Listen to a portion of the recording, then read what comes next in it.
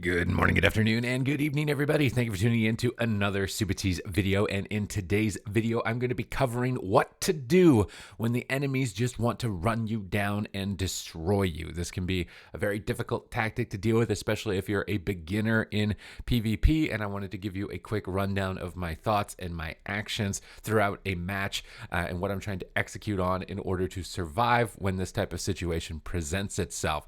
The first thing that you're going to want to take into account is kind of what is the likelihood that this opposing team is going to actually attack me. And usually as a healer, a good telltale sign that a team wants to attack you is that they have a death knight. And the main reason for that is that a death knight can pull you and reposition you into a spot to attack, which leads into the first strategy, which is to try and stay as far away as possible when you expect this. So if there's a death knight on the opposing side, you want to be staying as far away as possible.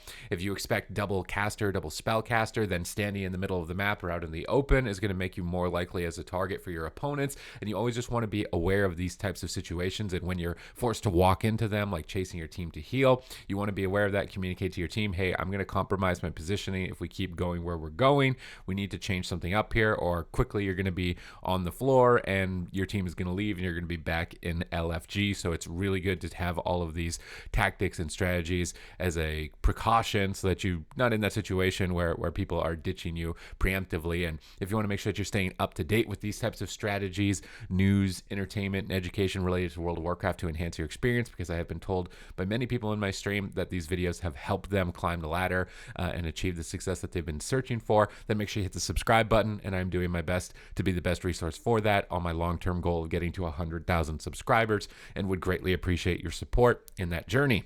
So as this game is about to start with those first couple of strategies that we just covered, we want to first identify, are they going to run at us? They've got a death knight, so we're already kind of like in that field of like, hey, they're probably going to run us down as a healer.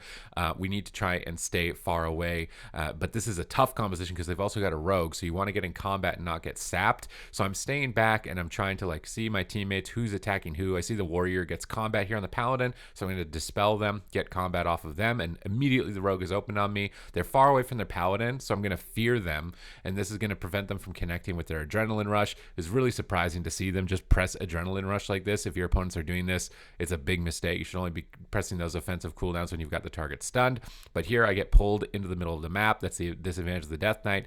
I'm going to use my Night Fae Covenant. This is where you'd want to use your mobility to try and escape away from the incoming attack. And as soon as I see this offensive cooldown, the Abomination's Limb from the Death Knight, I know that I'm in a lot of trouble. I get stunned, so I'm going to Trinket and Power Word Barrier. So using your most powerful cooldowns and your medallion during the Abomination's Limb is going to be the best way for you to survive throughout it. And you do not want to be frugal during this time. I'm going to use Power Word Radiance, try and slip a big penance onto myself with the buffs of the set bonus, and be able to top myself off.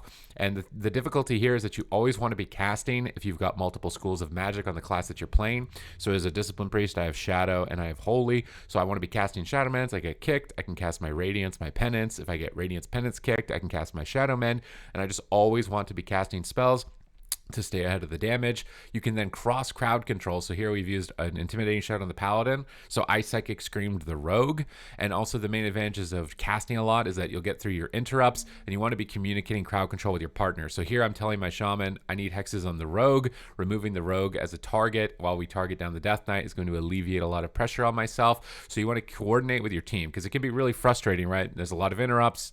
Your shaman's trying to cast a hex, they're getting stopped over and over, or your teammate's trying to cast a cyclone or something, they're getting stopped over and over. So the two of you need to communicate between trying to cast so that you can soak up all of the resources together rather than a singular player. And if you're working together, you can cut down those interrupts and get important crowd control. Now here, when you're stunned, you want to be asking your teammates to assist with whatever utility they have. So I get intervened from my warrior, and I get some off heals from my enhancement shaman with a disarm onto the Death Knight. This is now alleviating enough pressure that I don't need to use a major defensive cooldown, and they don't have Abomination's Limb, they don't have Adrenaline Rush. So you want to rely on the support of your teammates in stuns like that when there's no offensive cooldowns, and not overcommit your defensives, because otherwise your lifeline's going to get cut short and you're going to struggle to survive later on. Here, once again, just focus on spell casting the entire time. We get interrupted, we can just cast Shadow Mend.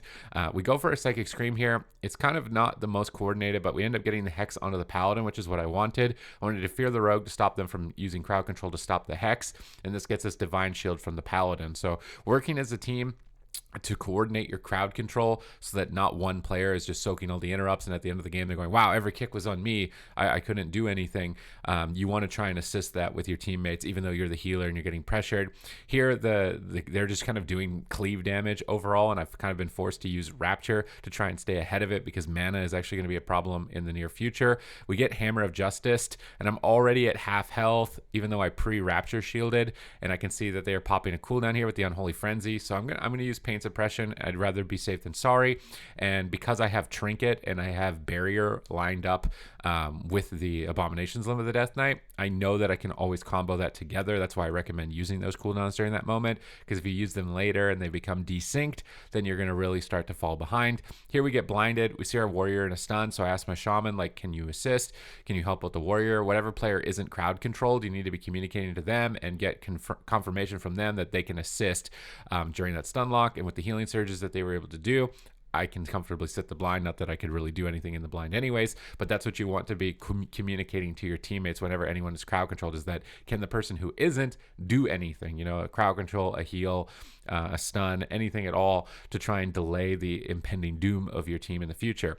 Now this enemy team has kind of left me alone a little bit. I can use my blink away on the death grip. I'm trying to move towards the paladin for a psychic scream, getting chains of ice, not going to really be having an easy time making my way over to the paladin, and my teammates are taking a huge amount of damage while I'm moving around. So I'm going to try and use my Fey Guardians here, reset my Rapture, get some mana back. We fear the paladin. I want to drop offensive penance here when we have crowd control onto the enemy healer.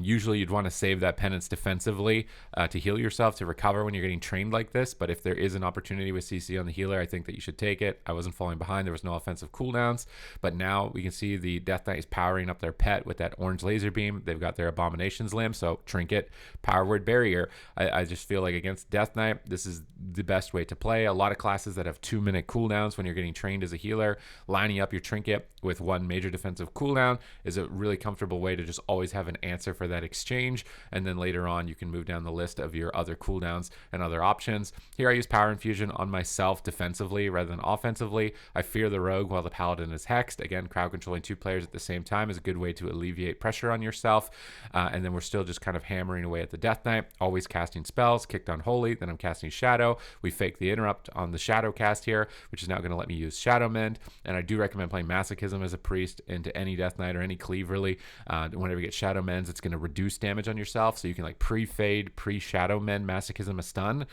And this is a really good mechanic in order to survive when you don't have pain suppression. And I think that's what I've done on this stun. I pre-faded, got a Shadow Mend, but we are strangulated out of the stun. So it's a very extended crowd control chain.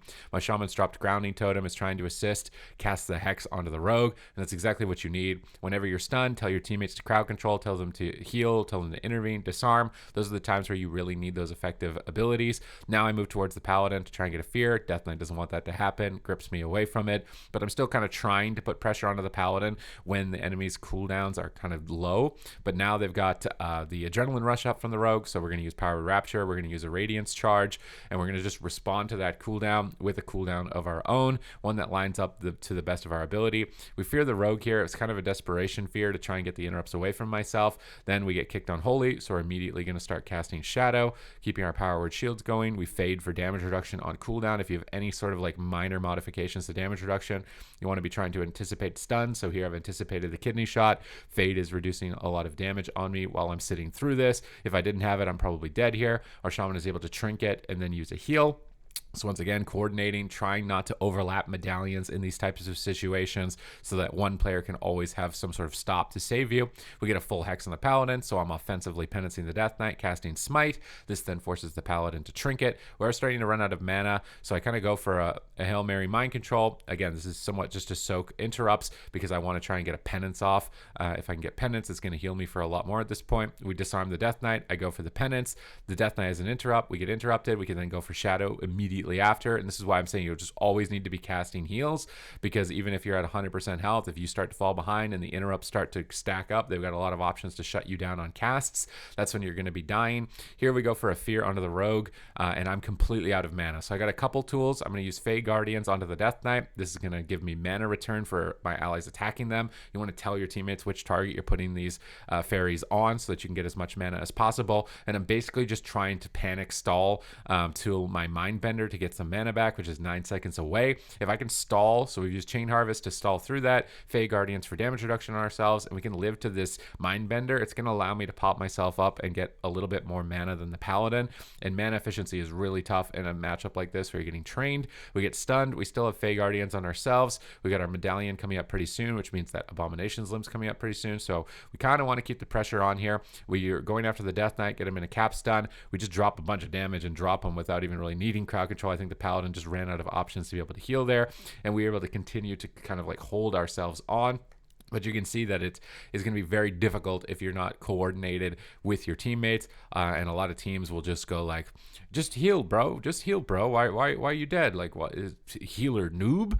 And you'll see a lot of comments like this as if it's like only the healer's job in order to survive in a lot of these situations. I would say that it's your responsibility to coordinate what you want done from your team. So to know what type of utility of the classes that you're playing with. I know in-hand shamans can heal a lot. I know warriors can crowd control and redirect damage to themselves when they use intervene. So whenever I'm in a stun, I want to communicate to my allies that are not crowd controlled, I need intervene. I need a stun, I need a disarm, I need a heal, and just keep those in your mind. And then every time you're stunned, immediately just say that you want those things during that time. You may be pressured outside of those moments, especially when you're new. So also communicating during those times while you're kind of learning and leveling up in the arena, and you're going to start having a lot more success. But other than that, thank you very much for watching the video. I hope that you have learned something from it that you're going to be able to take away and start to have more success. It is my aim to just make your experience the best that it can possibly be. Thank you for watching the video, and I will catch you in the next one.